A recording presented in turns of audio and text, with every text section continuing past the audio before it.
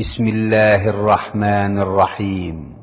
পরম করুণাময় ও অসীম দয়ালু আল্লাহর নামে শুরু।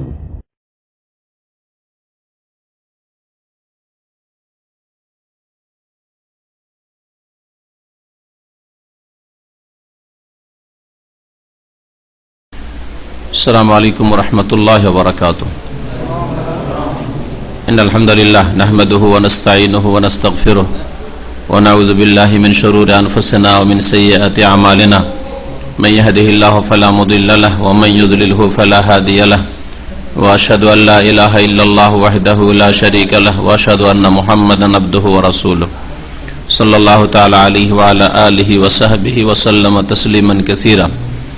يا أيها الذين آمنوا اتقوا الله حق تقاته ولا تموتن إلا وأنتم مسلمون.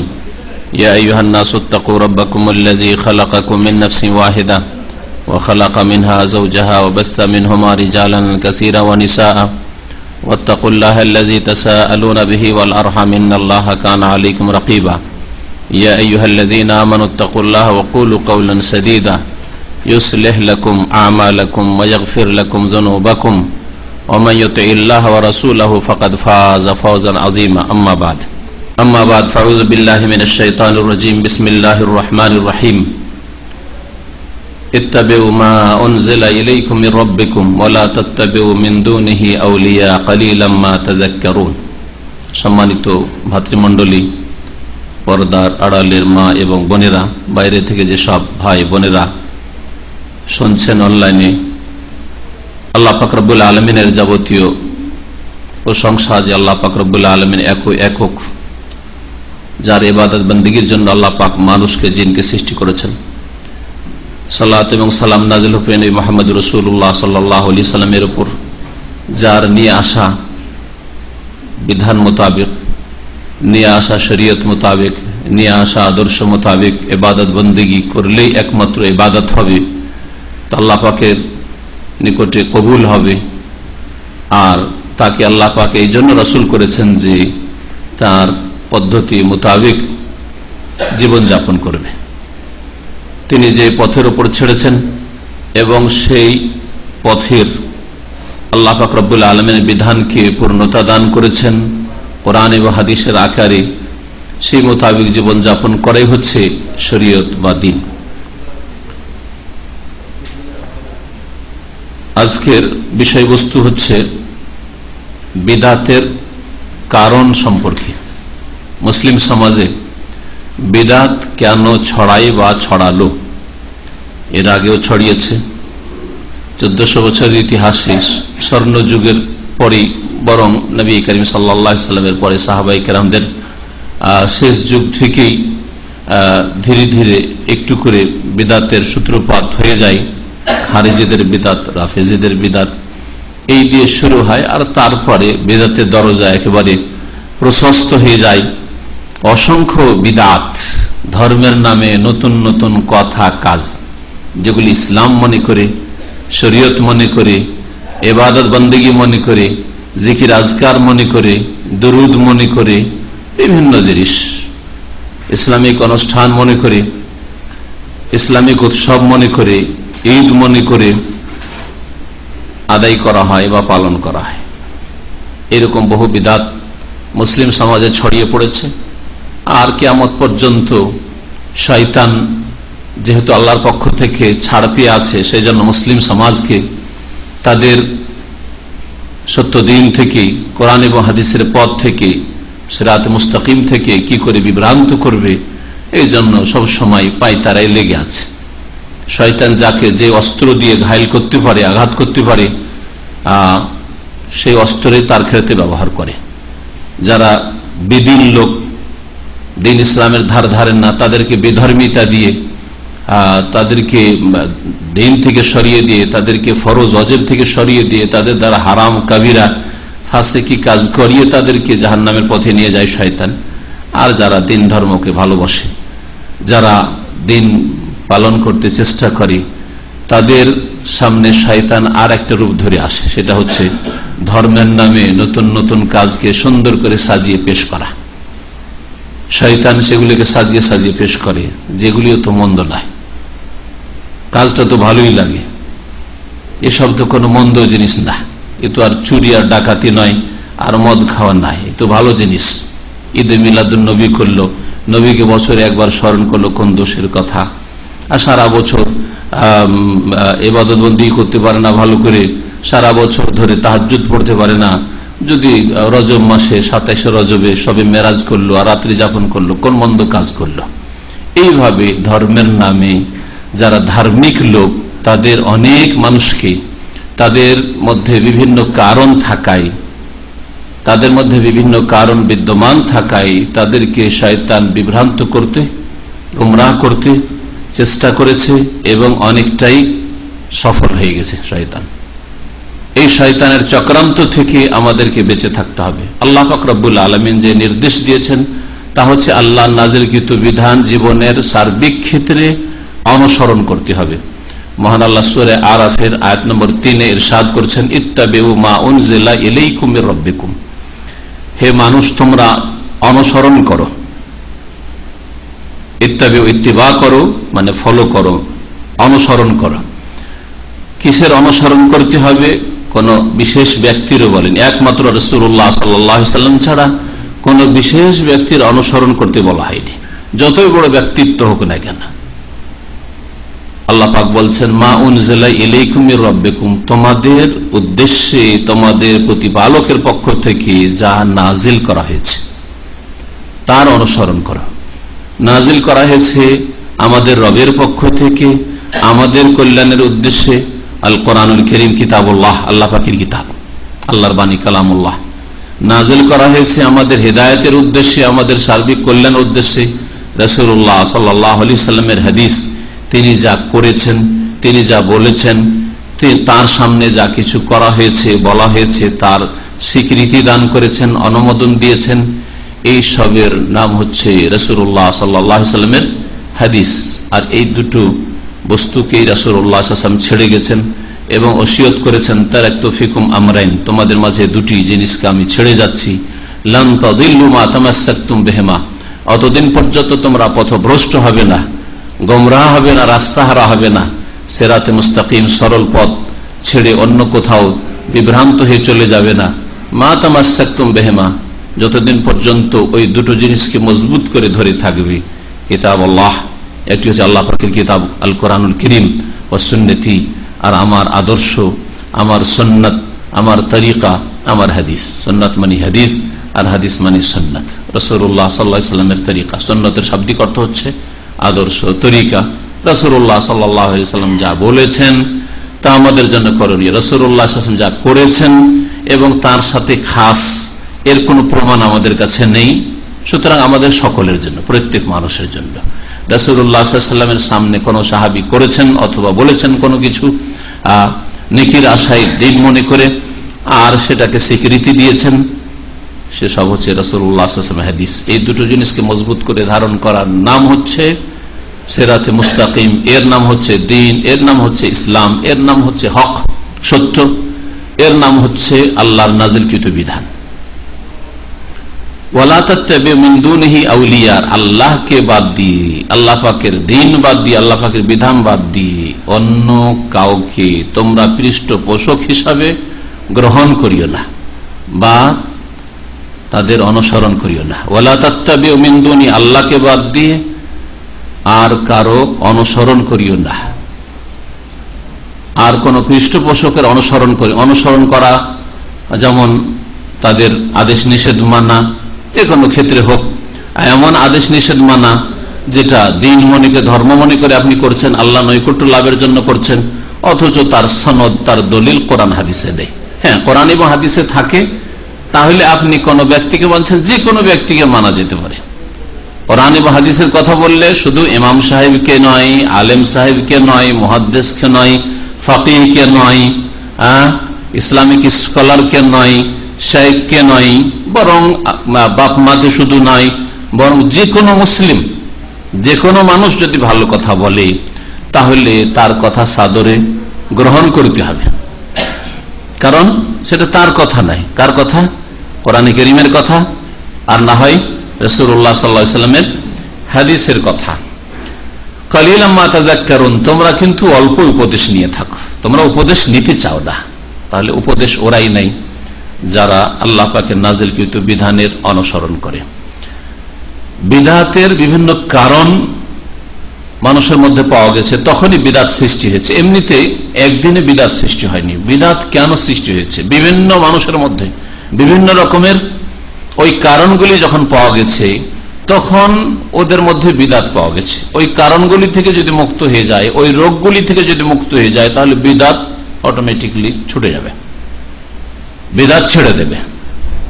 যে কোনো যুগে, যে কোনো জাতি হোক অথবা ব্যক্তি হোক, সম্প্রদায় হোক, বিদআত চালু করেছে। প্রথম অপরাধী হচ্ছে যারা বিদআত চালু করেছে।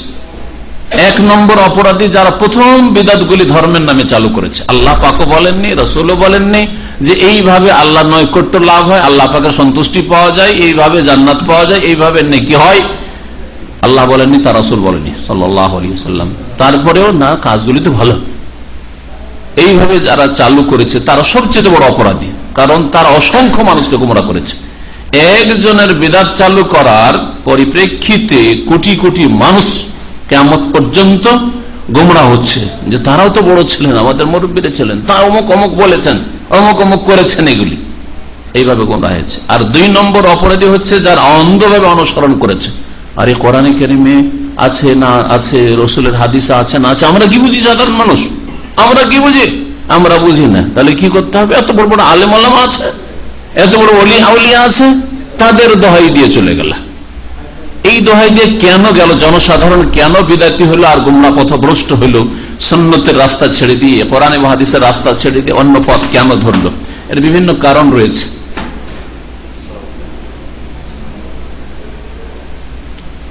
যারা আসবেন চুপচাপ আসবেন, এই সবই আওয়াজ যেন না হয়।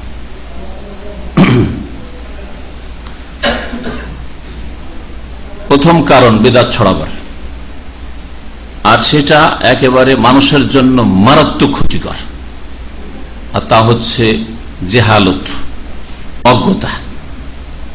অধিকাংশ জনসাধারণ আর ছোটখাটো মাদ্রাসা পড়া লোকেরা, এরা তাদের অজ্ঞতার কারণে বিদআতে লিপ্ত আছে। বিদআতের প্রথম কারণই হচ্ছে মুসলিম সমাজে আল জাহল, অজ্ঞতা। এই অজ্ঞতা থেকে আল্লাহ পাক রব্বুল আলামিন মুক্তি পাওয়ার জন্য মানুষকে বিভিন্ন ভঙ্গিমাতে নির্দেশ দিয়েছেন। নিজেকে জ্ঞান দ্বারা, এলম দ্বারা, কোরআন এবং হাদিসের শিক্ষা দ্বারা, নিজে শিক্ষা, অন্যকে শিখানো, শিক্ষার প্রচার প্রসার দ্বারা অজ্ঞতা দূর করার জন্য উৎসাহিত করা হয়েছে কোরআন এবং হাদিসে। আল্লাহ পাক রব্বুল আলামিন ইরশাদ করেন সূরাতুল ইসরা, সূরা বনী ইসরাঈল আয়াত নম্বর 36, ওয়ালা তাকফু মা লাইসা লাকা বিহি ইলম। আল্লাহ পাক নবীকেও সম্বোধন করেছে, এখানে এক বচন রয়েছে, তার মানে সরাসরি আল্লাহ পাক নবীকে সম্বোধন করেছেন, যদিও পরোক্ষভাবে প্রত্যেক মানুষকে এই সম্বোধন। আল্লাহ পাক যা নির্দেশ দিয়েছেন, আদেশ নিষেধ করেছেন নবীকে, তা পরোক্ষভাবে যে কোনো মানুষের জন্য, কারণ তিনি আল্লাহ পাকের পক্ষ থেকে রাসূল এসেছেন। ওই আয়াত বা ওই সম্বোধন, যে সম্বোধনটা করা হয়েছে, সেটা প্রচার প্রসারের উদ্দেশ্যে তাকে পাঠানো হয়েছে। ওয়ালা তাকফু মা লাইসা লাকা বিহি ইলম, হে নবী, তোমার যে সম্পর্কে জানা নেই, জ্ঞান নেই, ইলম নেই, তার পেছনে পড়িও না, তার অনুসরণ করেন। যে সম্পর্কে জ্ঞান নেই, অজ্ঞতা আছে, সেটা বলিও না, করিও না, না জেনে করিও না, না জেনে পা উঠেও না।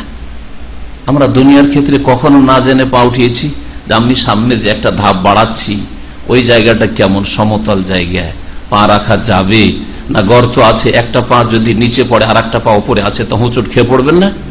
দুনিয়ার ক্ষেত্রে কখনো একটা কদম উঠাই না আমরা। ভালো করে চিন্তা করুন বিষয়টা। যখনই একটা পা ওঠাই, সবসময় কিন্তু আমরা সজাগ যে আমার পাটা রাখার মতো এই জায়গাটা কিনা, স্লিপ তো করবে না। হ্যাঁ, এমন কিছুতে নেই যে যেখানে পা রাখলে আমি স্থির হতে পারবো না, পড়ে যাব, বা আমার ক্ষয়ক্ষতি হবে। কখনো পা রাখবেন না আপনি। সাপ আছে না বিচ্ছু আছে, দেখে পা রাখছেন আপনি, না কাঁটা আছে দেখে পা রাখছেন। দুনিয়ার ক্ষেত্রে অন্ধভাবে, অজ্ঞতার সাথে একটা কদম কেউ বাড়ায় না, একটা ধাপ আগায় না কেউ। কিন্তু দিনের ক্ষেত্রে ভাই আমরা কি জানি? জনসাধারণ, বড় বড় আলেম ওলামারা জানে, এতদিন ধরে করে আসছে, এই সিলসিলা আমাদের চলে আসছে, সিলসিলা চলছে। সুবহানাল্লাহ, দেখতে পেয়েছেন কি অজ্ঞতা দেখছেন ধর্মের ক্ষেত্রে, আর কি অনিহা আর শিক্ষার মানে কোনো প্রয়োজনই নাই, জ্ঞানের কোনো প্রয়োজনই নাই দিনের ক্ষেত্রে, ওই ক্ষেত্রে কদম ওঠাইতে কোনো অসুবিধা নেই। যেই সম্পর্কে তোমার জ্ঞান নেই তার পেছনে পড়িও না। ইন্নাস সামা ওয়াল বাসার ওয়াল ফুয়াদ, কারণ শ্রবণ শক্তি, দৃষ্টি শক্তি আর মানুষের হৃদয়, কুল্লু উলাইকা, সমস্ত জিনিস সম্পর্কে এইরকম আল্লাহ পাক একটা একটা করে কত বানাবেন অঙ্গ প্রত্যঙ্গ, প্রত্যেকটা অঙ্গ প্রত্যঙ্গ কুল্লু উলাইকা, এই ধরনের যতগুলি আল্লাহ পাক রব্বুল আলামিন নিয়ামত আপনাকে দিয়েছেন, কুল্লু উলাইকা, মাথা থেকে পা পর্যন্ত, শুধু অঙ্গ প্রত্যঙ্গ না, আপনাকে তার ভিতরে আছে বিবেক, আকল, হিতাহিত ভালো মন্দ জ্ঞান, তারপরে আপনার ধন সম্পদ, আপনার ক্ষমতা, যে ক্ষমতা আল্লাহ পাক দিয়েছেন, হয়তো রাষ্ট্রীয় ক্ষমতা আছে অথবা সামাজিক ক্ষমতা রয়েছে, পারিবারিক ক্ষমতা রয়েছে, কুল্লু উলাইকা, সবকিছু সম্পর্কে কানা আনহু মাসউলা, মানুষকে জিজ্ঞাসা করা হবে, জবাবদেহি করতে হবে, সবকিছু সম্পর্কে জবাবদেহি করতে আল্লাহ পাক বলছেন। সুম্মা লা তুসআলুনা ইয়াওমাইযিন আনিন নাঈম, আম্মা পারের এটি ছোট্ট সূরা একটি আয়াত আল্লাহর সাথে, অতঃপর অবশ্যই অবশ্যই লা তুসআলুনা, তোমরা জিজ্ঞাসিত হবে, ইয়াওমাইযিন, সেই দিন কিয়ামতের ময়দানে, আনিন নাঈম, প্রত্যেকটি নিয়ামত সম্পর্কে, প্রত্যেকটি নিয়ামত সম্পর্কে।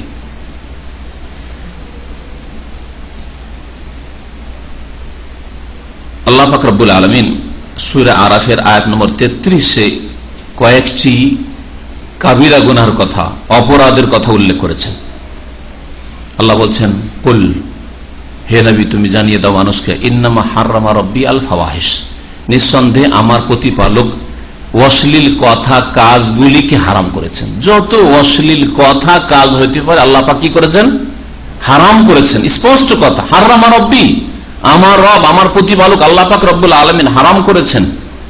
মা যাহারা মিনহা, এই অশ্লীল কথা কাজ প্রকাশ্য হোক, খোলাখুলি হচ্ছে, অমা বাতান, অথবা লুকিয়ে গোপনে হোক, জেনা, ব্যভিচার, সমকামিতা, ফিল্ম, শরীর উলঙ্গ অর্ধ উলঙ্গ ছবি মহিলা পুরুষের, সে খোলাখুলি হোক, লোকের সামনে হোক, অথবা লুকিয়ে নির্জনে নিজের ঘরে, যেখানে হোক না কেন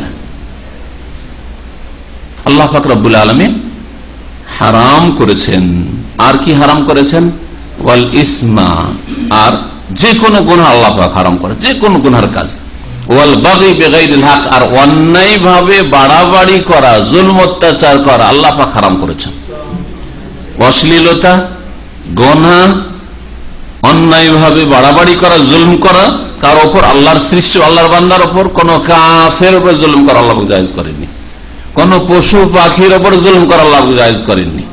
যেটাকে আল্লাহ পাক হালাল করেছেন আপনার খাওয়ার জন্য, সেটাকে যেইভাবে জবাই করতে বলে সেইভাবেই জবাই করতে হবে, ধারালো অস্ত্র দিয়ে জবাই করতে হবে, না হলে গুনাহগার হবেন আপনি। একটা খাসি মুরগি জবাই করে যদি ফেলে দেন, গুনাহগার হবে না। খাওয়ার প্রয়োজন নেই, খাওয়ার লোক নেই, আর আপনি জবাই করে ফেলে দিলেন, গুনাহগার হবেন। বাড়াবাড়ি করলেন আপনি, ধারালো অস্ত্র দিয়ে করলেন না, আপনি কষ্ট দিলেন, গুনাহগার হলেন আপনি।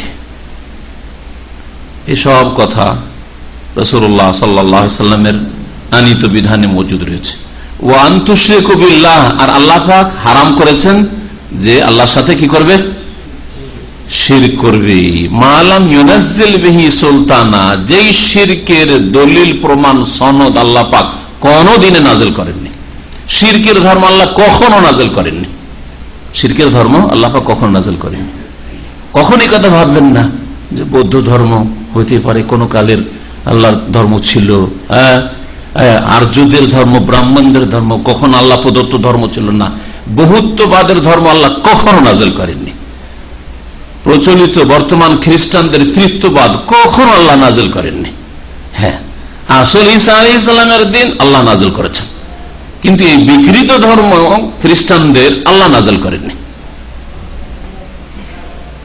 আল্লাহ পাক বলেন মা লাম ইউনাজ্জিল বিহি সুলতানা, শিরক সম্পর্কে আল্লাহ পাক কোনো সনদ প্রমাণই নাযিল করেনি যে শিরকের কোনো অনুমতি আছে। কখনো অনুমতি নেই মানব জাতির ইতিহাসে শিরকের। আর 5 নম্বরে আল্লাহ বলেছেন ওয়ান তাকুলু আলাল্লাহি মা লা তা'লামুন, আর হারাম করেছেন আল্লাহ পাক যে তোমরা বলবে আল্লাহ সম্পর্কে। আল্লাহ সম্পর্কে বলা মানে আল্লাহর জাত সম্পর্কে, সত্তা সম্পর্কে হোক, আল্লাহ পাকের গুণাবলী সম্পর্কে হোক, আল্লাহ পাকের তৌহিদ সম্পর্কে হোক, আল্লাহ পাক রব্বুল আলমিনের দিন সম্পর্কে হোক, আল্লাহ পাকের রাসূল সম্পর্কে হোক, আল্লাহ সম্পর্কে, আল্লাহ পাকের দিন সম্পর্কে এমন কথা বলা আল্লাহ হারাম করেছেন মা লা তা'লামুন, যে সম্পর্কে তোমাদের কোনো জ্ঞান নেই। মানে না জেনে তোমরা কথা বলবে, এর মধ্যে সমস্ত বিষয় শামিল। যে কোনো ফতোয়াই হোক, হ্যাঁ না জবাব দেওয়া হোক, এটা চলবে চলবে না ধর্মে, এর অনুমতি আছে নেই, হ্যাঁ ফরজ না সুন্নাত না মাকরুহ না হারাম না হালাল, ওয়া আন তাকুলু আলাল্লাহি মা লা তা'লামুন। তাফসীরকাররা বলেছেন যে আল্লাহ পাক রব্বুল আলামিন এই আয়াতে কয়টি গুনাহ হারামের কথা ঘোষণা করেছেন, কয়টি অপরাধ? 5টি। দেখলেন 5টি। তো 5টির মধ্যে আল্লাহ পাক রব্বুল আলামিন নিচের দিক থেকে শুরু করেছেন, ফাওয়াহিশ, অশ্লীলতা, তারপরে যে কোনো গুনাহ, কাবিরা গুনাহ, ব্যাপক কথা, আর তারপরে জুলম, আর তারপরে শিরক, আর তারপরে হচ্ছে না জেনে কথা বলা দিনের নামে, ধর্মের নামে, আল্লাহ সম্পর্কে, আল্লাহর দিন সম্পর্কে, আল্লাহ পাকের রাসূল সম্পর্কে জ্ঞান নেই। জ্ঞান হচ্ছে দলিল, জ্ঞান হচ্ছে কোরআনের কোন আয়াত আছে, রাসূলের কোন হাদিস আছে, এটা হচ্ছে জ্ঞান। এর জ্ঞান মানে এই নয় যে আমাদের মুরব্বীরা বলেছেন, আমাদের কিতাবে আছে, অমুক একটা কিতাবে পড়েছি, অমুক ফতোয়ার কিতাবে আছে, হ্যাঁ এটা জ্ঞান নাই। জ্ঞান হচ্ছে ওহীর জ্ঞান হইতে হবে, ওহীর জ্ঞান হইতে হবে। ওহীর জ্ঞান হচ্ছে আল কোরআনুল কারীম অথবা রাসূলুল্লাহ সাল্লাল্লাহু আলাইহি ওয়াসাল্লামের হাদিস। আপনার কথার উৎস কি, এই কথাটি নিয়েছেন কোন জায়গা থেকে, কোন আয়াতের ভিত্তিতে, কোন হাদিসের ভিত্তিতে। তারপরে এই আয়াত সম্পর্কে, এই হাদিস সম্পর্কে আপনি বলছেন যে এই আয়াত থেকে অথবা হাদিস থেকে এই মাসলাটি বা এই সমস্যার সমাধান আমি বলছি, আপনার আগে সাহাবায়ে কেরামরা চলে গেছেন, তাবেঈনরা গেছেন, তাবা তাবেঈন গেছেন, সেটা ছিল স্বর্ণযুগ। তারা কি এই আয়াত হাদিস থেকে এই অর্থটাই বুঝেছেন যে এই আয়াত হাদিস বলে এই ব্যাখ্যাটা, না আপনার কল্পিত ব্যাখ্যা যেটা 1400 বছর ইতিহাসে পাওয়া যাচ্ছে না? এই পয়েন্টটা অনেকে খেয়াল রাখে না, যার ফলে আজকে 1400 বছর পরে নতুন একটা কথা আমি আয়াত থেকে এটা বুঝলাম। আরে এর আগে তো আপনার চাইতে বেশি যারা দিন বুঝতো এবং আপনার চাইতে হেদায়েত প্রাপ্ত যারা ছিল, হ্যাঁ স্বর্ণযুগের মানুষ, সাহাবায়ে কেরাম, তাবেঈন, তাবা তাবেঈন, তাদের একজন দুইজন তো দেখান যে তারা এই আয়াতটা সম্পর্কে এই মন্তব্য করেছেন, এই হাদিসটাকে এই মাসলার দলিলে পেশ করেছেন যেটা আপনি বলছেন। উদাহরণস্বরূপ কবরে ফুল চড়াবো, কবরে চাদর চড়াবো, কবর পাকা করবো, তা ঠিক আছে, একটা আয়াত নিয়েছেন, একটা হাদিস নিয়েছেন, হ্যাঁ আয়াতের আপনি অপব্যাখ্যা করবেন, তাহলে ওই আয়াতের ব্যাখ্যাতে এর অনুমতি আছে। এই আয়াত থেকে এটা বোঝা যায় এই কথা কোন সাহাবী বলেছেন, কোন তাবেঈ বলেছেন, কোন তাবা তাবেঈ বলেছেন। এটা হচ্ছে কি কোরআনকে মানতে হবে, রাসূলের হাদিস মানতে হবে, আর দৃষ্টিকোণটা হইতে হবে স্বর্ণযুগের মানুষদের। মানে যেইভাবে কোরআনে কারীম, সাহাবায়ে কেরাম, তাবেঈন, তাবা তাবেঈন বুঝেছেন, হাদিস যেভাবে বুঝেছেন ওইভাবেই বুঝতে হবে, স্বাধীন হয়ে না আমি আবার কোরআন হাদিস বুঝবো, তো আমি কে কি বুঝেছেন না বুঝে দেখার কি আছে। এটা আর একটা গুমরাহী রাস্তা, কিন্তু এই রাস্তা দিয়ে অনেকে বিভ্রান্ত হয়েছে। সালাফে সালেহিন, আমাদের নেক সৎ যারা সালাফ, অগ্রগামী যারা দিনের ক্ষেত্রে, তাদের অনুসরণ করতে হবে। না জেনে তাহলে কথা বলা কাবিরা গুনাহ আল্লাহ পাক হারাম করেছেন। এই অজ্ঞতার কারণে মুসলিম সমাজে বিদআত ছড়িয়েছে। আব্দুল্লাহ বিন আমর বিন আস রাদিয়াল্লাহু তাআলা আনহু থেকে বর্ণিত রয়েছে, নবী করিম সাল্লাল্লাহু আলাইহি সাল্লাম থেকে তিনি শুনেছেন, নবী সাল্লাল্লাহু বলছেন, ইন্নাল্লাহা লা ইয়ানতাজিউল ইলমা মিনান নাস ইনতিজাআন। আল্লাহ পাক রব্বুল আলামিন এমন একটা যুগ আসবে, ধীরে ধীরে ইলমকে উঠিয়ে নেবেন। কোরআন এবং হাদিসের বিদ্যা, কোরআন হাদিসের জ্ঞান উঠে যাবে, কমে যাবে, কমতে কমতে কমতে ধীরে ধীরে উঠেই যাবে একবারে। এটা ভবিষ্যৎবাণী রাসূলুল্লাহ সাল্লাল্লাহু আলাইহি ওয়াসাল্লাম, সহিহ বুখারী মুসলিম হাদিস রয়েছে। কিন্তু উঠার পদ্ধতিটা কি হবে? হঠাৎ করে বড় বড় আলেমরা রয়েছে, কোরআন হাদিস বুঝিয়ে, আর হঠাৎ করে নেই, কিছু নেই, অন্তর থেকে রাত্রে ঘুমিয়েছে, যথেষ্ট ইসলামের জ্ঞান রাখে, আর তারপরে সকালে দেখছে যে আর কিছু নেই, অন্তরে সব ভুলে গেছে। এরকম হবে কি? নবী সাল্লাল্লাহু আলাইহি ওয়াসাল্লাম না, এরকম হবে না। ইন্নাল্লাহা লা ইয়ানতাজিউল ইলমা, আল্লাহ পাক ইলমকে, কোরআন এবং হাদিসের জ্ঞানকে, ওহীর জ্ঞানকে ছিনিয়ে নেবেন না, মানুষ থেকে ছিনিয়ে নেবেন না হঠাৎ করে। ওয়ালাকিন ইয়াকবিজুল উলামা, ইয়াকবিজুল ইলমা বিকবদিল উলামা। তবে আল্লাহ পাক রব্বুল আলামিন ইলমকে, ওহীর জ্ঞানকে উঠিয়ে নেবেন, উলামাদেরকে উঠিয়ে নিয়ে। বড় বড় আলেমরা উঠে যাবে, ওই শূন্য স্থান পূরণ হবে না, শূন্যতা থেকে যাবে। স্থলাভিষিক্ত কেউ হইতে পারবে, যে বড় আলেম একজন গেছে আর একজন চলে এসছে, এর আগে অমুক আলেম থেকে উপকৃত হইতাম, এখন ওই রকম ধরনের আলেম আছে যার থেকে সমস্যার সমাধান নেব, এটা পাওয়া যাবে না। এটা ধীরে ধীরে হঠাৎ করে নয়, নিচে নামছে, কিন্তু নিচে নামছে।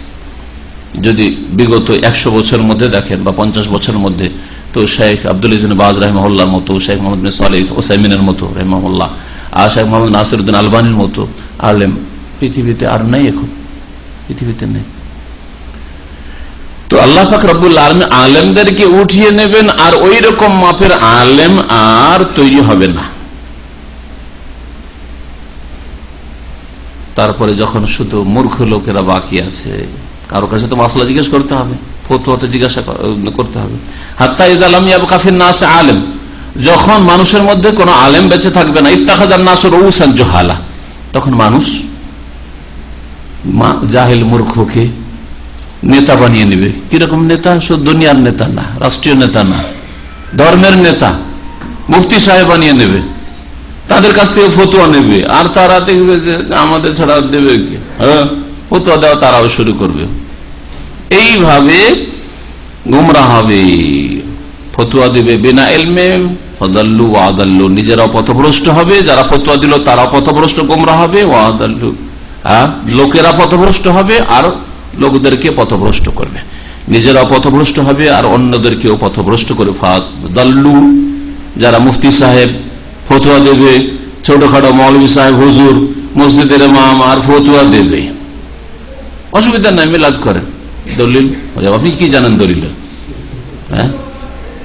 কিতাবে আছে, এইভাবে ফতোয়া দেবে, নিজেরা গোমরা হবে আর অন্যদেরকে গোমরা করবে। রজব মাসে কি করবো হুজুর? বলছে রজব মাসে শবে মেরাজ হয়েছে, সাথে সাথে রজবে শবে মেরাজ, সারা রাত আপনি জাগেন, নফল পড়েন, ইবাদতবন্দি করেন। দলিল যদি চান তো অপরাধ, আপনি কি বুঝেন দলিল? যেটা বলছি করেন। ফাদাল্লু, নিজেরাও গোমরা হবে, ওয়া আদাল্লু, আর অন্যদেরকেও গোমরা পথভ্রষ্ট করবে।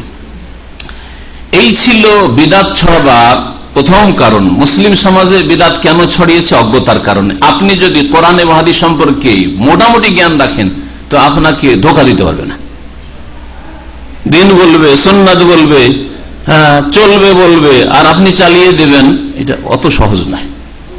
আপনি তখন বলবেন যে দলিল, যদি দলিল না দিতে পারে তো আরো একটু চেক করবেন, আপনি নিজে না পারছেন আরো 2-4 জন আলেম আছে তাদেরকে জিজ্ঞাসা করবেন যে এটা করবো, এই রজব মাসে সবাই যে শবে মেরাজ করছে করবো, এই শাবান মাসে শবে বারাত করছে করবো, যদি কেউ বলে করো, আরেকজন বলছেন না করবেন না, তাহলে আপনার দ্বিধাদ্বন্দ্ব হলো। দুনিয়ার ক্ষেত্রে তো আপনি অন্ধ হয়ে একজনের কথা নেন না, দুনিয়ার ক্ষেত্রে আরো একটু তদন্ত করেন। ওইরকম দিনের ক্ষেত্রে ওর চেয়ে বেশি আপনাকে তদন্ত করতে হবে যে হক কোনটা।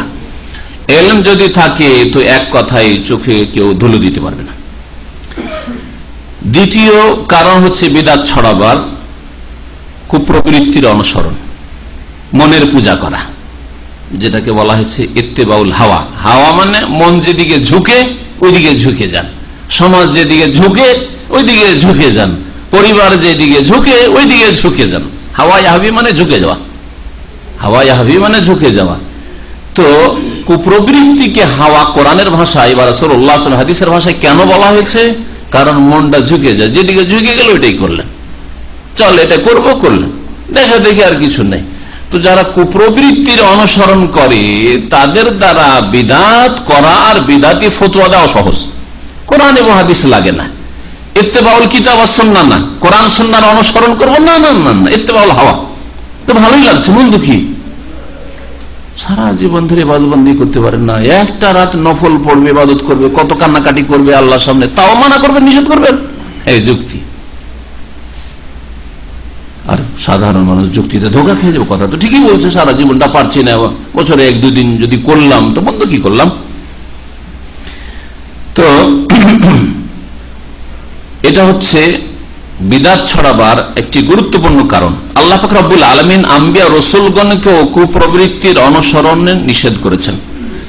যদি এদিকে ভিড় হয় ওদিকে যা বসেন, আর ওখানে ডেকে নেন, পরে যারা আসবে ওই রুমে, এখানে আর ঢুকবে না, যান ওইদিকে বসেন, 2 জন ওই রুমে বসেন, আর এদিকে কেউ ঢুকবে না, বলবেন যে নিষেধ, এদিকে ঢুকবে না, খালাস, ওই দিক থেকে শুনবে, চেহারা না দেখে শোনো, যারা পরে আসবো ওইদিকে শোনো। আর যদি লাগে তো ওখানে প্রজেক্টরের ব্যবস্থা আছে, লোকজন বেশি হলে আমরা আগামী থেকে প্রজেক্টর লাগিয়ে দেবো ইনশাআল্লাহ। আল্লাহ পাক রব্বুল আলামিন দাউদ আলাইহিস সালামকে সম্বোধন করে বলছেন সূরা সদের আয়াত নম্বর 26, ইয়া দাউদ, হে দাউদ, ইন্না জাআলনাকা খলিফাতান ফিল আরদ, আমি তোমাকে পৃথিবীতে খলিফা করেছি। এখানে একটা লক্ষণীয় বিষয়, আল্লাহ কি কথা বললেন, আমার খলিফা করেছি। ইন্না জাআলনাকা খলিফাতি ফিল আরদ, এই কথা বললেন, হে দাউদ তোমাকে আমার খলিফা করলাম, আমার স্থলাভিষিক্ত করলাম। হ্যাঁ, তাহলে এই যে আমাদের সমাজে এই ইসলামের রাজনৈতিক ব্যাখ্যা, মানুষ হচ্ছে আল্লাহর খলিফা। আমি একটা আয়াত শুধু চাই অথবা একটি হাদিস চাই যে আল্লাহ বলছেন বা তার রাসূল বলছেন যে মানুষ হচ্ছে আল্লাহর খলিফা। কোথায় বলেন এটা কথা? আল্লাহর খলিফা। সুতরাং কি করতে হবে? আল্লাহ পাকের আইন কায়েম করা হচ্ছে টার্গেট। সুতরাং যেইভাবে হোক না কেন, হ্যাঁ, ক্ষমতা দখল করা হচ্ছে টার্গেট, সুতরাং যেইভাবে হোক না কেন, ভাঙচুর করে হোক, ওরাও মারামারি করছে আমরাও করলাম, ওরাও ধর্মঘট করছে আমরাও করলাম, ওরাও অপরাধ করছে আমরাও করলাম, হ্যাঁ, ওরাও গাড়ির চাকা চলতে দিচ্ছেন আমরাও চলতে দিলাম। তো পশ্চিমা তরিকা এটা কে দিল? এটা ইসলাম দিয়েছে না ইহুদি নাসারারা দিয়েছে? ধর্মঘট, অপরাধ, ভাঙচুর কে দিয়েছে এগুলো? তো আল্লাহ বলছেন খলিফাতান, খলিফাতি বলেননি, আমি তোমাকে খলিফা করেছি। খলিফা রাসূলুল্লাহ সাল্লাল্লাহু আলাইহি ওয়াসাল্লামের পরে আবু বকর খলিফা, তাই না? খলিফা মানুষের হতে পারে যিনি সব সময় হাজির। আল্লাহ পাক রব্বুল আলামিন সব সময় হাজির। হ্যাঁ, আল্লাহ পাক আল হাই চিরঞ্জীব, তার খলিফা লাগে না। খলিফা কার লাগে?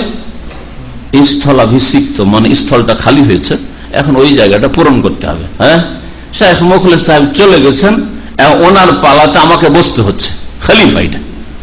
রাসূলুল্লাহ সাল্লাল্লাহু আলাইহি ওয়াসাল্লাম ইন্তেকাল করেছেন, এখন দেশ পরিচালনা করতে হবে, সমস্যার সমাধান করতে হবে। আবু বকর রাসূলুল্লাহ খলিফা, এজন্য সাহাবীরা বলতেন খলিফাতু রাসূলিল্লাহ। কি বলতেন? খলিফাতু রাসূলিল্লাহ, এই কথা খলিফাতুল্লাহ বলতেন না। অনেক আয়াত হাদিস দেখান, সিরাতের কিতাব দেখান, নবীর জীবনীতে যে আবু বকরকে বলা হতো খলিফাতুল্লাহ, খলিফাতু রাসূলিল্লাহ, রাসূলুল্লাহ খলিফা। রাসূলুল্লাহ চলে গেছেন, তার স্থলাভিষিক্ত হয়েছে। ওমর খলিফা হলেন, হ্যাঁ, আবু বকর চলে গেছেন, এখন খলিফা, তার স্থলাভিষিক্ত হলেন, তার জায়গা পূরণ করলেন। দাউদ আলাইহিস সালামকে আল্লাহ পাক খলিফা করেছেন, মানে এর আগে যে শাসক ছিল, ভালোই থাকে আর মন্দ থাকে সে গিয়েছে, এখন আল্লাহ পাক রব্বুল আলামিন তাকে শাসক করেছেন, নবুয়ত দিয়েছেন, আর তার সাথে সাথে আল্লাহ পাক তাকে রাজত্ব দিয়েছেন। তোমাকে খলিফা বানিয়েছি ফিল আরদে, পৃথিবীতে, ফাহকুম বাইনান নাস বিল হক, সুতরাং মানুষের মাঝে ন্যায়সঙ্গত বিচার করো, ন্যায় নীতি অবলম্বন করে তুমি বিচার চালাও।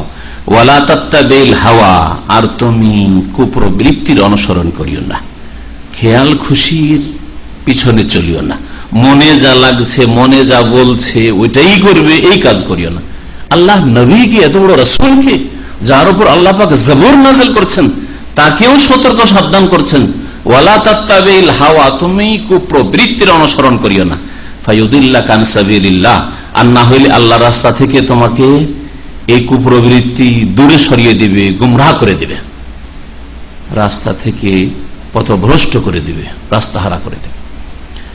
ইন্নাল্লাযীনা ইয়াদিল্লুনা আন সাবিলিল্লাহ, আর শুনে রাখো যারা আল্লাহ রাস্তা থেকে পথভ্রষ্ট হয়ে যায়। রাসূলুল্লাহ সাল্লাল্লাহু আলাইহি সাল্লাম মুসলিম সমাজকে, সাহাবায়ে কেরামদেরকে এই ইবাদতের উপর রেখে যাননি, এই তরিকার উপর রেখে যাননি, আর তারপরে অন্য কোন তরিকা শুরু করলো, জিকিরের এই তরিকা হোক, আর ফিকিরের এই তরিকা হোক, আর দরুদের এই তরিকা হোক, আর যে কোন ইবাদত বন্দেগীর তরিকা হোক, আর ঈদ পালনের তরিকা। নবী সাল্লাল্লাহু আলাইহি ওয়াসাল্লাম দুই ঈদের উপর রেখে, ঈদ উল ফিতরের উপর রেখে গেলেন, ঈদ উল আজহার উপর রেখে গেলেন, ঈদ মিলাদুন উপর রেখে গেছেন, রেখে গেলেন না নবী সাল্লাল্লাহু আলাইহি ওয়াসাল্লাম, তাই না?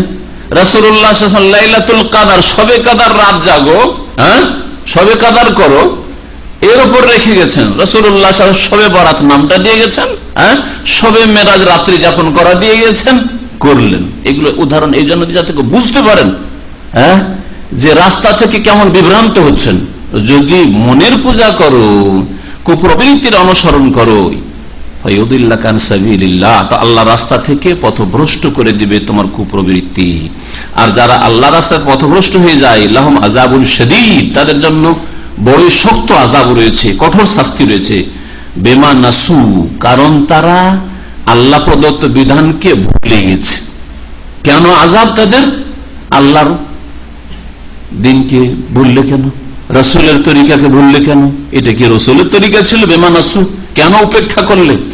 ইয়াউমাল হিসাব, এই আযাব বিশেষ করে হিসাবের দিন রয়েছে। আল্লাহ পাক সূরা কাহফের আয়াত নম্বর 28 ইরশাদ করেছেন, ওয়ালা তুতি মান আগফালনা কলবাহু আন যিকরিনা, হে নবী তুমি তাদের অনুসরণ করিও না যাদের অন্তরকে, যাদের হৃদয়কে আমি আমার উপদেশ থেকে, জিকির আমার উপদেশ থেকে গাফিল করে দিয়েছি। ওয়াত্তাবা হাওয়া, আর যারা কুপ্রবৃত্তির অনুসরণ করেছে, ওয়াকান আমরুহু ফুরুতা, আর তাদের কাজই হচ্ছে বাড়াবাড়ি করা, না সুন্নতে ক্ষান্ত থাকা নাই, তাওহীদে ক্ষান্ত থাকা না। তাওহীদও চলছে, শিরকও চলছে, সুন্নতও চলছে, বিদআতও চলছে। ওয়াকান আমরুহু ফুরুতা। আর জিকির আল্লাহ পাকের কিতাব কোরআনে কারীম আর রাসূলুল্লাহ সাল্লাল্লাহু আলাইহি ওয়াসাল্লাম হাদিস, ইন্না নাহনু নাযালনা যিকরা ওয়া ইন্না লাহু লাহাফিজুন। আল্লাহ পাক বলছেন নিঃসন্দেহে আমি জিকির নাযিল করেছি। ওয়ালা তুতি মান আগফালনা কলবাহু আন যিকরিনা, আল্লাহ বলছেন আমার উপদেশ থেকে যাদের হৃদয়কে গাফিল আমি করে দিচ্ছি, হৃদয় দূরে সরে গেছে কোরআন থেকে, রাসূলের হাদিস থেকে। কোরআন হাদিস থেকে দলিল নিতে হবে, কোরআন এবং হাদিস থেকে মাসলা মাসাইল নিতে হবে, কোরআন এবং হাদিস থেকে ইবাদত বন্দেগী নিতে হবে, কোরআন এবং হাদিস থেকে জীবনের সমস্যার সমাধান নিতে হবে। এর থেকে যাদের অন্তর গাফিল হয়ে গেছে আর কি করেছে, কুপ্রবৃত্তির অনুসরণ করেছে, তাহলে আল্লাহ পাক নিন্দা করেছেন ওই সব লোকদের যারা খেয়াল খুশি মোতাবেক চলে, যেটা ভালো লাগে সেটাই করে।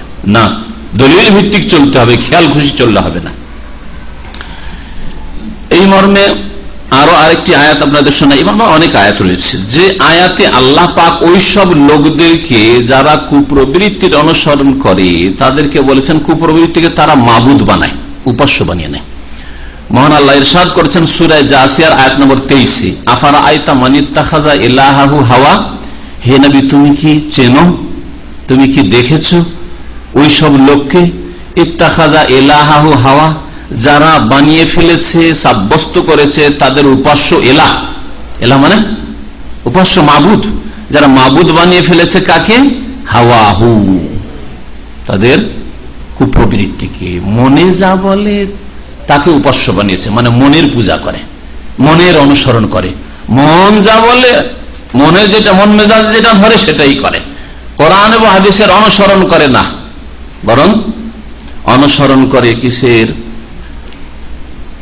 কুপ্রবৃত্তির। আর এই কুপ্রবৃত্তিকে এলাহ স্বরূপ তারা ধারণ করেছে। ওয়া আদাল্লাহুল্লাহু আলা ইলমিন, আর আল্লাহ পাক তাদের অবস্থা জেনেই তাদেরকে পথভ্রষ্ট করেছেন যে এরা কোরআন এবং হাদিসের অনুসরণ করতে চায় না। ওয়া খাতামা আলা সামইহি ওয়া কলবিহি, আর তাদের শ্রবণ শক্তিতে, তাদের কানে আর তাদের হৃদয়ে আল্লাহ পাক মোহর লাগিয়ে দিয়েছেন। আল্লাহ পাক কখন মোহর লাগিয়ে দেন, যখন মানুষ কোরআন এবং হাদিসের রাস্তা থেকে দূরে সরে যায়। আপনি আসতেই চান না, তা আল্লাহ তো জবরদস্তি আনবেন না। যে নামাজে আসতে চাইবে না তখন আল্লাহ তার অন্তরে মোহর লাগাবেন, যে সুন্নতে আসতে চাইবে না, বিদআত নিয়ে মেতে থাকবে তার অন্তরে আল্লাহ মোহর মারবেন, যে তাওহীদে আসতে চাইবে না, শিরক নিয়ে মেতে থাকবে, কবর মাজার পূজা নিয়ে, ব্যক্তি পূজা নিয়ে মেতে থাকবে, তাদেরকে আল্লাহ রাব্বুল আলামিন তখন আর হেদায়েতের তৌফিক দেবেন না। এই বিষয়টাকে আল্লাহ পাক বলছেন যে তাদের শ্রবণ শক্তিতে এবং তাদের হৃদয়ে মোহর আল্লাহ লাগিয়ে দিয়েছে। ওয়া জাআলা আলা বাসারি গিশাওয়া, আর তাদের দৃষ্টি শক্তিতে আল্লাহ পাক পর্দা টেনে দিয়েছেন, দেখেও দেখে না, বুঝেও বুঝে না। ফামান ইয়াহদিহি মিন বাদিল্লাহ, আল্লাহ যদি হিদায়াতের তৌফিক না দেন তো আর কোন শক্তি হিদায়াত করতে পারে। আল্লাহ পাক হিদায়াত করেন যখন অন্তরে সততা দেখেন, ইখলাস দেখেন, নিষ্ঠা দেখেন, যে এই লোকটা আল্লাহর ইবাদত বন্দেগী করতে চায়, রাসূলের তরিকায় চলতে চায়, রাসূলুল্লাহ সাল্লাল্লাহু আলাইহি ওয়াসাল্লামকে উত্তম আদর্শ হিসাবে বাস্তবে গ্রহণ করে, তখন আল্লাহ অবশ্যই হিদায়াত করবেন, অবশ্যই আল্লাহ পাক হিদায়াত দান করবেন। তো বিদআত মুসলিম সমাজে ছড়াবার দ্বিতীয় কারণ যেটা বললাম সেটা হচ্ছে কুপ্রবৃত্তির অনুসরণ। যারা এই বিদআত চালু করেছে, ভালো লেগেছে, শুরু করে দিয়েছে, কোরআন হাদিস দেখার প্রয়োজন নাই। যতক্ষণ পর্যন্ত এই রোগ থেকে মুক্ত হতে পারবেন না, এই রোগ থেকে মুক্ত হলে না, আমি আমার মনে যেটা লাগছে, আমার বাপের মনে যেটা লাগছে, আমার মায়ের মনে যেটা লাগছে ওইটা কেন করব, আমার সমাজের মনে যেটা লাগছে সেটাই কেন করব, আমি সেটাই করব যেটা কোরআনে হাদিসে আছে। হ্যাঁ, এই কথাই যখন আসবে তখন অবশ্যই বিদআত মুক্ত হইতে পারবে। তৃতীয় কারণ বিদআতের হচ্ছে সংশয়ে লিপ্ত থাকা, অস্পষ্ট জিনিসের পিছনে মেতে উঠা, স্পষ্টকে ছেড়ে দিয়ে অস্পষ্টকে অনুসরণ করা। ক্লিয়ার কথা কোরআনে রয়েছে, ক্লিয়ার কথা হাদিসে রয়েছে, ওইটা বাদ দিয়ে অস্পষ্ট কোথায় কি আছে আছে। কোরআনে কারীমে তাওহীদ কি এত স্পষ্ট নেই? হ্যাঁ, এক আল্লাহর ইবাদতবন্দি করতে হবে। সমস্ত আম্বিয়া রাসূলগণকে লা ইলাহা ইল্লাল্লাহ নিয়ে পাঠিয়েছেন, এগুলো নাই কি? ওমা আতাকুমুর রাসূলু ফাখুযু, রাসূল যা দিয়েছেন তাই গ্রহণ করো, নাই কি? লাকাদ কানা লাকুম ফি রাসূলিল্লাহি উসওয়াতুন হাসানা, নিঃসন্দেহে তোমাদের জন্য রাসূলুল্লাহ সাল্লাল্লাহু আলাইহি ওয়াসাল্লামের মধ্যে রয়েছে উত্তম আদর্শ। আর কারো সম্পর্কে বলা হয়েছে নাই কি? এগুলো হচ্ছে স্পষ্ট, এগুলোকে বলা মুহকাম। কোরআন আয়াতকে দুই ভাগে ভাগ করা হয়েছে। সূরা আলে ইমরানের প্রথম দিকে আল্লাহ পাক বলেছেন যে আয়াত কোরআনে কারীমে রয়েছে কিছু মুহকাম, মানে স্পষ্ট অর্থ, সাধারণ মানুষ পড়লে কিছুটা বুঝতে পারবে। যদি বারবার পড়েন, যত পড়বেন তত আপনি বুঝতে পারবেন। তাফসীর সহ পড়েন, শুধু তরজমা পড়ে তা অতটা হয়তো উপলব্ধি করবেন না। পড়তে হবে, শিখতে হবে। আর অস্পষ্ট কিছু রয়েছে, অস্পষ্ট রয়েছে, অস্পষ্ট।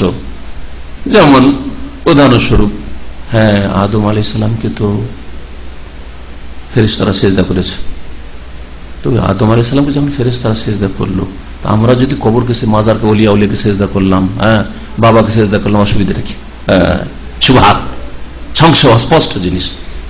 এইভাবে অস্পষ্ট জিনিস, যে কোনো অস্পষ্ট জিনিসে যারা অনুসরণ করে তাদেরকে আল্লাহ পাক গোমরাহ করে দেন।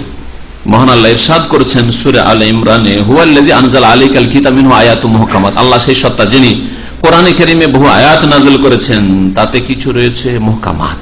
হুন্না উম্মুল কিতাব, এটা হচ্ছে কিতাবের মূল বিষয়, যেগুলি স্পষ্ট। এটা হচ্ছে আল্লাহ পাকের কোরআনের বিধানের মূল বিষয়গুলি। ওয়া উখারা মুতাশাবিহাত, আর কিছু আছে যেগুলো অস্পষ্ট, সংশয়পূর্ণ, সাধারণ জ্ঞানে বুঝতে পারবেন না, সাধারণ পড়া পড়ে বুঝতেও পারবেন না, হয়তো অস্পষ্ট। আলিফ লাম মিম মানে কি? আলিফ লাম রা, এর পিছনে ছুটলেন আপনি। হ্যাঁ, তারপরে কিছু কিছু জিনিস আছে শব্দের অর্থ বুঝছেন কিন্তু তার ধরন বুঝছেন না। যেমন আল্লাহ পাকের গুণাবলী, আল্লাহ পাকের হাত, হ্যাঁ, আল্লাহ পাকের চোখ, শব্দগুলি আছে। আল্লাহ পাকের চেহারা, ওয়াজ, ইয়াদ আছে, কিন্তু এর ধরন, হ্যাঁ, ধরন জানা, এটা অস্পষ্ট। ধরনের পিছনে যদি পড়তে যান তাহলে গোমরা হবেন। এই জন্য কতগুলো জিনিস রয়েছে যেগুলি শব্দই অস্পষ্ট হয়তো সাধারণ মানুষের জন্য বা সাধারণ আলেমদের জন্য, আর কতগুলো জিনিস রয়েছে, আয়াত রয়েছে, যেগুলি শব্দের অর্থ হয়তো স্পষ্ট কিন্তু ধরন অস্পষ্ট, এরকম রয়েছে।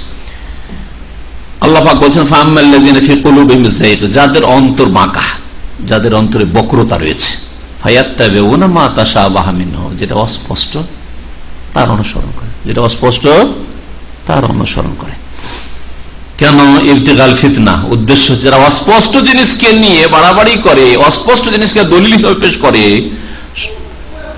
তাদের উদ্দেশ্য একটি হচ্ছে ইবতিগাউল ফিতনা। আল্লাহ বলছেন ইবতিগাইল ফিতনা, ফায়াত্তাবিউনা মা তাশাবাহা মিনহু ইবতিগাআল ফিতনা, ফিতনার উদ্দেশ্যে। ফিতনা মানে মানুষকে বিভ্রান্তিতে ফেলা, নিজে বিভ্রান্ত হওয়া আর মানুষকে বিভ্রান্তিতে ফেলা। ওয়াবতিগা তাওয়িলিহা, দ্বিতীয় উদ্দেশ্য না, এইটারও অর্থ বুঝবো, এইটারও অর্থ বুঝবো। কেন বুঝবো না? আলিফ লাম মানে কেন? আলিফ লাম রা মানে বুঝবো না কেন? তাহা মানে বুঝবো না, ইয়াসিন মানে বুঝবো না। তখন কপল কল্পিত কি করলো? তাফসীর করলো। তাহা হচ্ছে নবীর নাম, ইয়াসিন হচ্ছে নবীর নাম, আর আলিফ মানে আল্লাহ, লাম মানে জিবরাইল, মিম মানে মুহাম্মদ। বুঝলেন না? ইবতিগা তাওয়িলিহি, উদ্দেশ্য ছিল যে এগুলোর ব্যাখ্যা দেখি বুঝি, কিন্তু আল্লাহ পাক বলেননি এর ব্যাখ্যা, আর তার রাসূল সাল্লাল্লাহু আলাইহি ওয়াসাল্লাম বলেননি, আর তারপরও গায়ের জোরে বুঝার চেষ্টা করলেন। সুতরাং কি হইলেন? বিভ্রান্তির শিকার হলেন। আসলে কেন বিভ্রান্তির শিকার হলেন? ফি কুলুবিহিম যায়গ, আল্লাহ বলছে অন্তর বাঁকা, অন্তর বাঁকা। এগুলোর পিছনে কে পড়তে বলেছে? ওমা ইয়ালামু তাওয়িলাহু ইল্লাল্লাহ, অথচ এসবের সঠিক ব্যাখ্যা, অস্পষ্ট যেগুলি সেগুলি সঠিক ব্যাখ্যা আল্লাহ ছাড়া কেউ জানেন না। ওয়ারাসিখুনা ফিল ইলম, আর যারা গভীর জ্ঞান রাখেন কোরআন হাদিস, যারা এখানে ওয়াকফ করেননি তারা বলছেন যারা গভীর জ্ঞান রাখেন তাদের কাছে। তাহলে এই জন্য গভীর জ্ঞান, গভীর জ্ঞান কার? যে বলতে পারে যে আমি আপনাকে এই জবাবটা কেন দিলাম, এই আয়াতে আছে অথবা এই হাদিসে আছে, কমপক্ষে দলিলের খোঁজ খবর রাখে।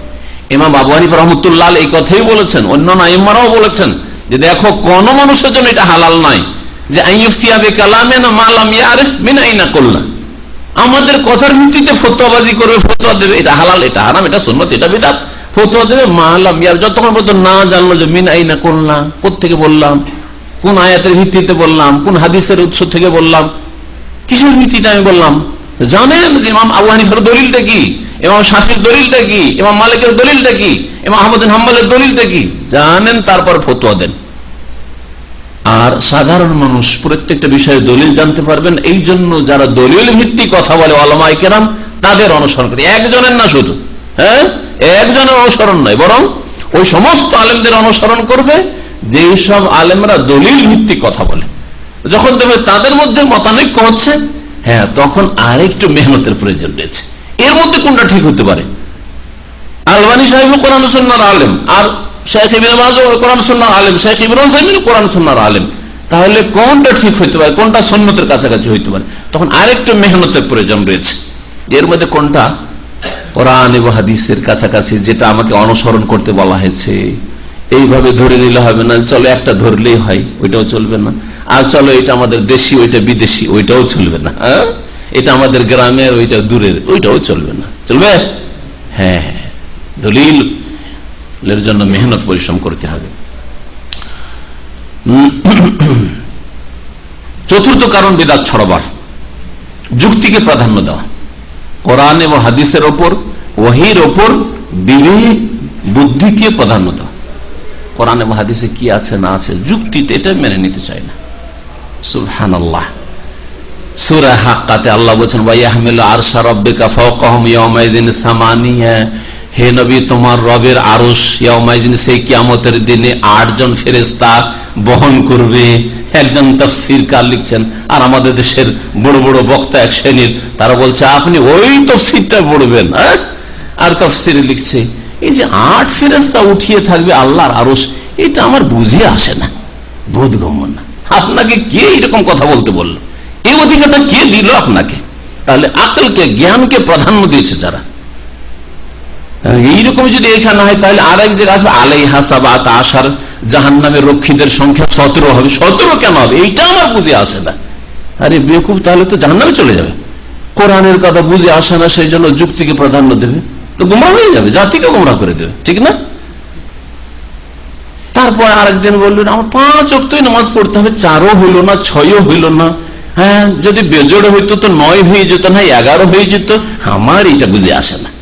গুমরাহের শেষ থাকবে? বলেন তো দেখি। ঈদ শুধু দুটোই কেন হইল? আল্লাহ বেজোড় ভালোবাসেন, তাহলে জোড়া ঈদ, ঈদুল ফিতর, ঈদুল আজহা কেন হইল? চলো আর একটা ঈদ আমরা ঈদ মিলাদুন নবী বাড়িয়ে দিই। গুমরাহের শেষ থাকবে? না না, এসব যুক্তি চলবে না। যারা এই যুক্তিকে প্রাধান্য দিয়েছে গুমরাহ হয়েছে। আর যুক্তিকে প্রাধান্য দেওয়া শুরু হয়েছে যখন গ্রিক দর্শন, ইউনানি ফালসাফা, গ্রিক দর্শন, বাদশাহ হারুন রশিদ আর তার বাবা, এদের জামানায় অনুবাদ হয়ে আরবিতে আসতে লাগলো। বহু ওলামারা গুমরাহ হয়েছে। তখন পয়দা হয়েছে মুতাজিলা, তখন পয়দা হয়েছে জাহমিয়া, তখন পয়দা হয়েছে আশআরি, তখন পয়দা হয়েছে মাতুরিদি। কত রকমের ফিরকা যে পয়দা হয়েছে আল্লাহ পাকের নাম গুনাবলীর ক্ষেত্রে আর দ্বীন ইসলামের ব্যাখ্যার ক্ষেত্রে। আল্লাহ হেফাজত করে। বড় বড়দের পদস্খলন ঘটেছে যুক্তিকে প্রাধান্য দিতে গিয়ে। ওহীর উপর যুক্তিকে প্রাধান্য দিতে গিয়ে সহিহ বুখারী টিকাতে লিখে ফেললো যে এই হাদিসটা আনাস বর্ণনা করেছেন, আবু হুরায়রা বর্ণনা করেছেন। আর আনাস আবু হুরায়রা তেমন ফাঁকি না। সুতরাং তার হাদিস যদি কিয়াসে জালির খেলাফ হয়, মানে স্পষ্ট যুক্তির খেলাফ হয়, তাহলে সেটা পরিত্যক্ত, নাউজুবিল্লাহ। হাদিস বর্ণনা করছেন সহিহ বুখারীতে। সমস্যাটা কিসের? সমস্যাটা হচ্ছে যে একটা গরু কিনলাম, গাই কিনলাম, আর গাভী কেনার পরে গাভী যেদিন কিনলেন সেই দিন হয়ে গেল 10 লিটার দুধ, আর তারপরের দিন হয়ে গেল 3 লিটার বা 5 লিটার। আর এই ধোকা দিয়েছে আমাকে, আমি এই গাভী নেব না। তাহলে ফিরিয়ে দেন, আপনি ফিরিয়ে দিতে পারেন, কেন আইব পেলেন আপনি, আপনার ফিরিয়ে অধিকার রয়েছে। তুমি বললে যে 10 লিটার হয় বা 8 লিটার হয়, আজকে 3 লিটার হচ্ছে, আমি নেবো না, আমি নেবো না, এত টাকা দিয়ে ফিরিয়ে দেবেন। এখন এই যে একদিনের দুধ খেয়ে নিয়েছেন 10 লিটার, আর পরের দিনে 3 লিটার, বা একদিনই খেয়েছেন, এর বিনিময়ে কি দিতে হবে? যুক্তি বলছে ওটা দাম দিয়ে দেন, তাই না? যুক্তি বলছে কি মানুষের যে 10 লিটার খেয়েছেন, 10 লিটারের মূল্য দিয়ে দেন, তাই না? নবী সাল্লাল্লাহু আলাইহি ওয়াসাল্লামের হাদিস বলছে ওয়াসাআম মিন তামারিন, একশা খেজুর দিয়ে দাও, একশা খেজুর দিয়ে দাও। বলতে চাইছেন লম্বা করে, কারণ আসল বিষয়বস্তু দূর, কিন্তু আপনাদের বুঝাবার জন্য বলতে হচ্ছে কি সহি সহি হাদিসকে অস্বীকার করেছে মযহাবী গোঁড়ামির কারণে। দেখেন এখানে বুঝেন, যুক্তিকে প্রাধান্য দেওয়ার জন্য নবী বলছেন সাল্লাল্লাহু আলাইহি ওয়াসাল্লাম যে ওর গাভী ফিরিয়ে দাও, টাকা ফিরিয়ে নাও, আর একশা খেজুর দিয়ে দাও। 10 লিটার হলো একশা খেজুর, 5 লিটার হলো একশা খেজুর, 7 লিটার হলো একশা খেজুর দিয়ে দাও। যুক্তিতে কেমন মনে হচ্ছে জানো, তাই না? হ্যাঁ, এখন যুক্তিকে প্রাধান্য দেবেন না ওহীকে প্রাধান্য দেবেন? এইখানে ঈমানের পরীক্ষা, এইখানে ঈমানের পরীক্ষা। কোরআন সুন্নাহর অনুসারী মুহাদ্দিসিনে কেরাম বলছে একশা দিতে হবে। আর একদল যারা আহলুর রায়, আহলুর রায় নাম বলবো না, আহলুর রায় বুঝে নেবেন যে আহলুর রায় কাদেরকে বলা হয়, যারা যুক্তিকে প্রাধান্য দেয়। বুখারী শরীফের হাসিয়া টিকা দেওবন্দ থেকে ছাপলো, আর সেই টিকাতে আছে, হ্যাঁ, আর তারপর নুরুল আনোয়ার আলেম ফাজল ক্লাসে পড়া হয় উসুল ফিকহের কিতাব, তাতে আছে এই মাসলা।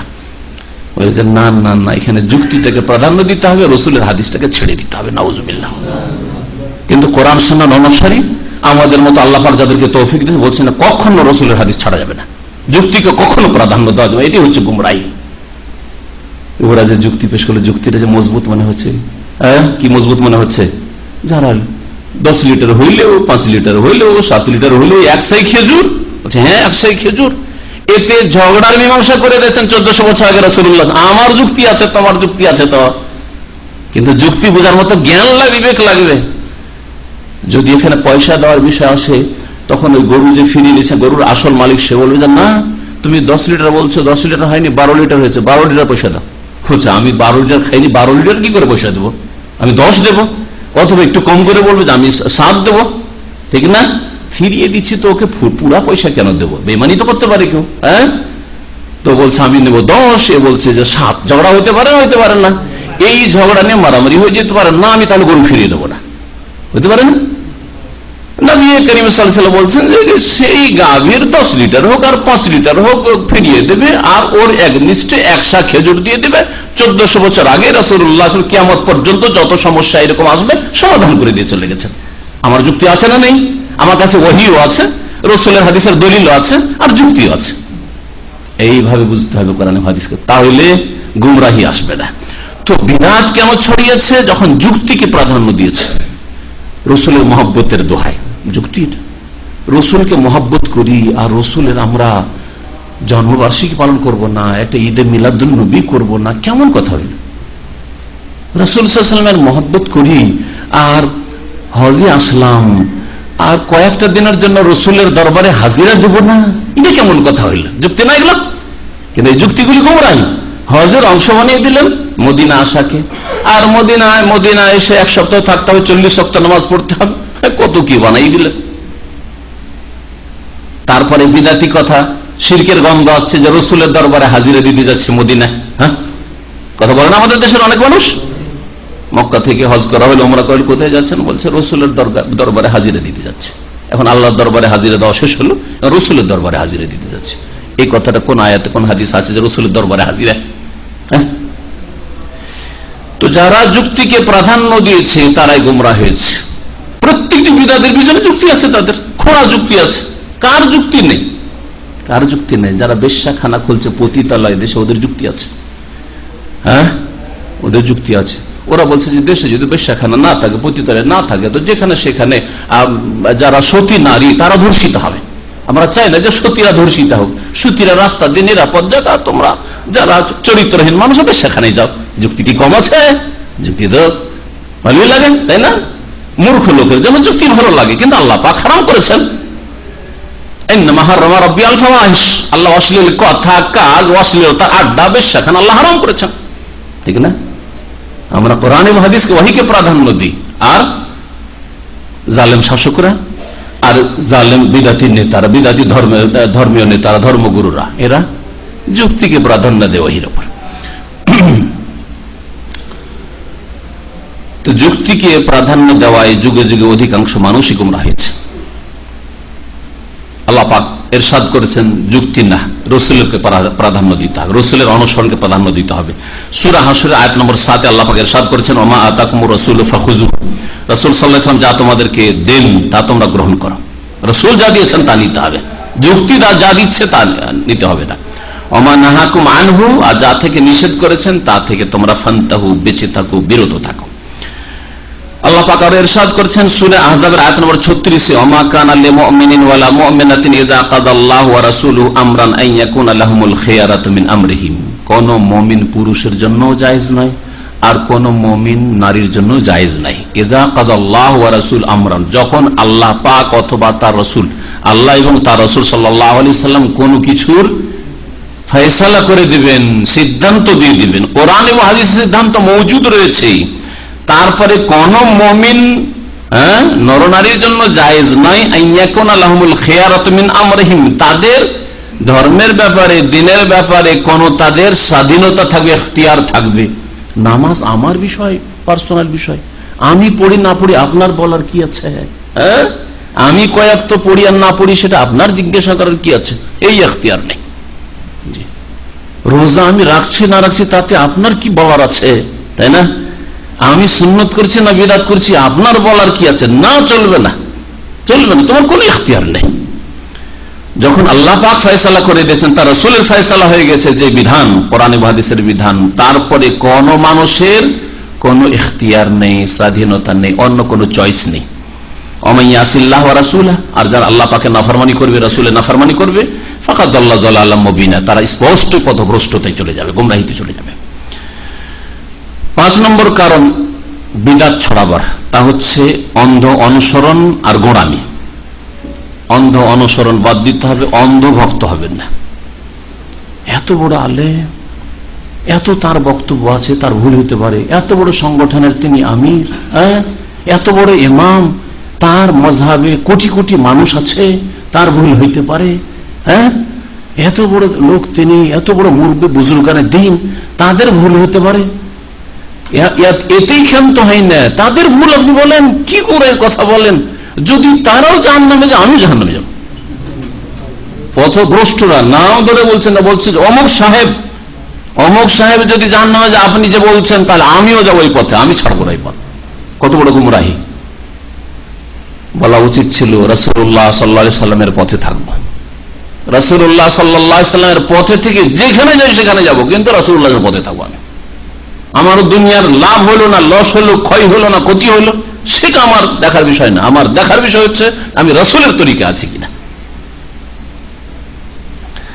তো অন্ধ অনুসরণ, যেটাকে তাকলিদ বলা হয়, এই জন্য তাকলিদ করা, অন্ধ অনুসরণ করা হচ্ছে নিন্দনীয়, খারাপ জিনিস, নোংরা জিনিস, মূর্খর কাজ। আর স্বাধীন চিন্তা রাখা কোরআন এবং হাদিসের আলোকে, স্বাধীন চিন্তা রাখা কোরআন এবং হাদিসের আলোকে আর সালাফ সালেহিনের দৃষ্টিকোণকে সামনে রেখে, 3টি কথা মনে রাখবেন। এটা হচ্ছে এর হচ্ছে জ্ঞান। অন্ধ অনুসরণের উপর তাহলে কি আর গৌরব করা যায় যে আমি মুকাল্লিদ আর ওরা হচ্ছে গैर মুকাল্লিদ? ওরা হচ্ছে লামজহাবি। আজকাল লামজহাবিটাকে গাল হিসেবে ব্যবহার করা হচ্ছে, গैर মুকাল্লিদটাকে বিদআতপন্থীরা গাল হিসেবে ব্যবহার করছে, যে গैर মুকাল্লিদ এরা মানে না, মযহাব মানে না, এরা লামজহাবি, এদের কোনো মযহাব নেই। যার মযহাব হচ্ছে কোরআন এবং হাদিস, তার আবার মযহাব নেই না? যারা কোরআন এবং হাদিস ছেড়ে দিয়ে এক কোরআন হাদিস, এক ইসলামকে 4 ভাগে ভাগ করেছে, তারাই ভুল পথে আছে। একজন ভারতের বড় আলেম মোহাম্মদ আলী জুনাগড়ি রাহিমাহুল্লাহ, তার এক জামাই হচ্ছেন ডক্টর মুজিবুর রহমান, যিনি বাংলায় তাফসীর ইবনে কাসির লিখেছেন, অনুবাদ করেছেন। তিনি লিখেছেন যারা এক ইসলামকে 4 ভাগে ভাগ করলো, তো একটা টাকা যদি 4 ভাগে ভাগ করি, তা আপনার কাছে কত থাকবে? 25 পয়সা, তাই না? 100 পয়সা যদি 1 টাকা হয়, তাহলে আপনি 4 আনা করে 4 জনে ভাগ করলেন, তাহলে 25 পয়সা থাকলো। তাহলে একটা নিয়ে যদি মেতে ওঠেন, তাহলে আপনার কাছে 25 পয়সা আছে। কিন্তু আমরা কোরআন সুন্নাহর অনুসারী, আমাদের কাছে 100 পয়সাই আছে, 16 আনা আছে আমার কাছে, ঠিক না? ফুল আছে, কারণ প্রত্যেকটা কোরআন এবং হাদিস ভিত্তিক মাসলা মানি। ইমাম আবু হানিফার মযহাবে থাকলে, ইমাম শাফির মযহাবে থাকলে, ইমাম মালিকের মযহাবে থাকলে, ইমাম আহমদ বিন হাম্বলের মযহাবে থাকলে, তাহলে আমার কাছে 16 আনা আছে। আর যে বলতো না আমি 3টা মানি না, 1টা মানি, সে হানাফি হোক আর শাফি হোক আর মালিক আর হাম্বলি হোক, 3টা মানি না, আমি 1টা মানি, তার কাছে তো 4 আনা 25 পয়সা আছে। তাহলে চিন্তা করুন তো দেখি, তো মুকাল্লিদ হওয়ার উপর আর এই প্রচলিত মজহাব মানি আর অন্যরা লামাজহাবি এর উপর ফখর করা, অন্যকে গাল দেওয়া একটি মূর্খতা। অধিকাংশ বেদাতপন্থীরা বাপদাদার অন্ধ অনুকরণ করে, পীর মাশায়েখের অন্ধ অনুকরণ করে, মুরব্বীদের অন্ধ অনুকরণ করে, আলেম ওলামাদের অন্ধ অনুকরণ করে এবং তাদের তরিকার জন্য তারা একেবারে মরিয়া হয়ে থাকে, ছাড়বে না, কখনো ছাড়বে না। গোলামি তাদের মধ্যে পাওয়া যায়। এই গোলামি মুক্ত যতক্ষণ না হবে আর অন্ধ অনুসরণ মুক্ত যতক্ষণ না হবে ততক্ষণ পর্যন্ত মুসলিম সমাজ থেকে বিদআত দূর হবে না। আল্লাহ পাক অনেক আয়াতে এই অন্ধ তাকলিদ, অন্ধ অনুসরণকে নিষেধ করেছেন বা নিন্দা করেছেন। সূরা বাকারা আয়াত নম্বর 170 আল্লাহ পাক ইরশাদ করেছেন, ওয়াইযা কিলা লাহুম ইত্তাবিউ মা আনজালাল্লাহ, যখন তাদেরকে বলা হইতো যে আল্লাহ যা নাযিল করেছেন তা অনুসরণ করো, কোরআন আল্লাহ নাযিল করেছেন, রাসূলের হাদিস আল্লাহ নাযিল করেছেন, ওহী নাযিল করেছেন, তার অনুসরণ করো, তখন তারা বলতো কালু, এটা মুশরিকদের চরিত্র, কাফেরদের চরিত্র, এটা মুসলিমের চরিত্র হইতে পারে না। মুসলিমের চরিত্র হচ্ছে ওহীর অনুসরণ করব, কোরআন এবং হাদিসের অনুসরণ করব, রাসূলের তরিকায় চলব। তারা বলতো মুশরিকরা, বাল নাত্তাবিউ মা আলফাইনা আলাইহি আবানা, বরং আমরা অনুসরণ করব ওই সব রীতিনীতির যার উপর আমাদের পূর্বপুরুষদেরকে পেয়েছি, আমাদের পূর্বপুরুষরা যা করেছে সেটা আমাদের ধর্ম। এতদিন বুজুর্গারের দিন করে গেল আর সবকে বলবেন ভুল ভুল, এটা হচ্ছে বিদাতীদের যুক্তি। সুতরাং সুফিবাদ ভুল না, আর তরিকতে সব ভুল না, আর এই তরিকতে যে সুফিজমে শিরক বিদআত ছড়ালো মুসলিম সমাজে, এগুলো ভুল না, এগুলো ঠিক আছে, কারণ পূর্বপুরুষরা করে গেছে। ওয়াজাদনা আলাইহি আবানা কাযালিকা ইয়াফআলুন, এইরকমই আমরা পূর্বপুরুষকে করতে পেয়েছি আর এইরকমই আমরা করব। আল্লাহ পাক রব্বুল আলামিন এরকম সূরা যুখরুফের আয়াত নম্বর 22 নিন্দা করেছেন।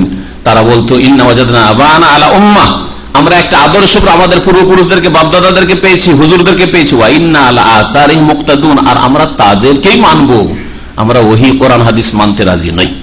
কোরআন এবং হাদিস মানতে যদি বাধা হয় আপনার কোন ব্যক্তিকে মানা, আলেমকে মানা, তাহলে অবশ্যই হারাম, তাহলে অবশ্যই হারাম।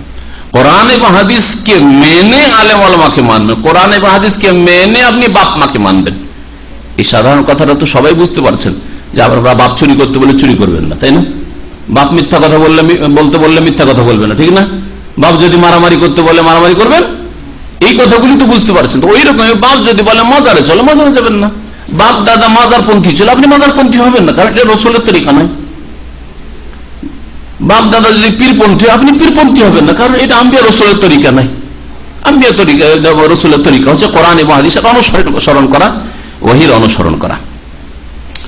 শয়তান সাজিয়ে সাজিয়ে পেশ করে মানুষের জন্য বাপ দাদার রীতিনীতিকে, যুক্তি পেশ করে, শয়তান খাড়া করে যে বাপ, তুই যদি বাপের তরিকে না থাকিস, এত বড় বড় আলেম ওলামার তরিকাকে না মানিস, তার মানে তাদেরকে গুমরা বললি তুই, তার মানে তাদের তুই শ্রদ্ধা করলি না, তাদের ইজ্জত মান ইজ্জত তোর অন্তরে নেই। এই কেমন কথা হয়ে গেল, এত বড় বড় আলেম ওলামার ইজ্জত করবো না, বাপ দাদাদের ইজ্জত করবো না, হুজুর এত বড় হুজুর কিবলা সব এগুলিকে একেবারে ছেড়ে দেবো। এইভাবে কোরআন এবং হাদিস মানতে বাধা সৃষ্টি করে শয়তানে। এই মর্মে আল্লাহ পাক ইরশাদ করেছেন, আফামান যুয়্যানা লাহু সুউ আমালিহি, যার জন্য খারাপ কাজগুলিকে সাজিয়ে সাজিয়ে পেশ করা হয়, ফারাউ হাসানা, তখন খারাপ কাজগুলি বিদআতগুলি ভালো লাগে, শিরক করতে ভালো লাগে। ফাইনাল্লাহ ইউদিল্লু মান ইয়াশা ওয়া ইয়াহদি মান ইয়াশা, আল্লাহ পাক যাকে ইচ্ছা গোমরাহ করেন আর যাকে ইচ্ছা হিদায়াত করেন। এখানে যেটা আমাদের দেখার বিষয় সেটা হচ্ছে যে শয়তান খারাপ কাজগুলিকে সাজিয়ে পেশ করে, ফারাউ হাসানা, মানুষকে তখন দেখতে ভালো লাগে। আল্লাহ পাক আমাদের যেন এসব থেকে হেফাজত করেন। আমি ইনশাআল্লাহ তাআলা 10টি কারণ বিদআত ছড়াবার বর্ণনা করব। আজকে 5টি বর্ণনা করলাম, সময় শেষ হয়ে গেছে, যার ফলে এখানে আজকে ইতি করছি। আল্লাহ পাক রব্বুল আলামিন যেন আমাদেরকে শিরক বিদআত থেকে বেঁচে থাকার তৌফিক দান করেন, কোরআন সুন্নাহর অনুসরণের তৌফিক যেন দান করেন, ওহী মোতাবেক জীবন যাপনের যেন তৌফিক দান করেন। আল্লাহ পাক চোখ খুলে দিনের ক্ষেত্রে দুনিয়ার ক্ষেত্রে চলাফেরার যেন তৌফিক দান করেন, কদম উঠাবার তৌফিক যেন দান করেন। আল্লাহ পাক হেদায়েতের পথে রাখেন। আল্লাহ পাক আমাদেরকে হেদায়েতের পরে গুমরাহ না করে দেন। আল্লাহ পাক রব্বুল আলামিন আমাদের সকলকে যেন জান্নাতুল ফিরদাউস দান করেন। সুবহান রাব্বিকা রাব্বিল ইজ্জাতি আম্মা ইয়াসিফুন ওয়া সালামুন আলাল মুরসালিন ওয়া আলহামদুলিল্লাহি রাব্বিল আলামিন।